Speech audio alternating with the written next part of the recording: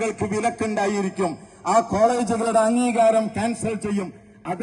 അതായത് ഇന്നത്തെ ഈ അതിദേശീയ ബോധമുള്ള അന്നത്തെ ബ്രിട്ടീഷുകാരോട് വല്ലാത്ത വൈകാരിക അടുപ്പം കാണിച്ച പ്രിൻസിപ്പൽമാർ അത് കോളേജിലൊക്കെ സർക്കുലേറ്റ് ചെയ്തപ്പോ ഞങ്ങളുടെ രാജ്യത്തെക്കുറിച്ച് സംസാരിക്കാൻ ഞങ്ങൾക്ക് അവകാശമില്ലെങ്കിൽ നിങ്ങളുടെ വിദ്യാഭ്യാസം ഞങ്ങൾക്ക് വേണ്ട എന്ന് പറഞ്ഞുകൊണ്ട് ഒരുപാട് കോളേജുകളിൽ നിന്ന് കുട്ടികൾ പുറത്തിറങ്ങി.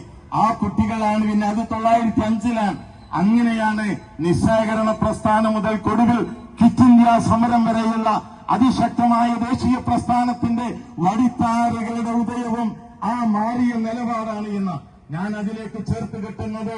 ലോകവാസികളും ഒരു നിലപാട് മാറ്റം കണ്ടുകൊണ്ടിരിക്കുന്നു. സാമ്രാജ്യത്വത്തിനെതിരെയുള്ള ശക്തമായ നിലപാട്, ഈ അതിഭീകരമായ മനുഷ്യത്വരഹിതമായ പൈശാചികതക്കെതിരെയുള്ള നിലപാട്, ആ നിലപാടിനെ അനുകൂലിച്ചുകൊണ്ട് നമ്മൾ ഇന്ന്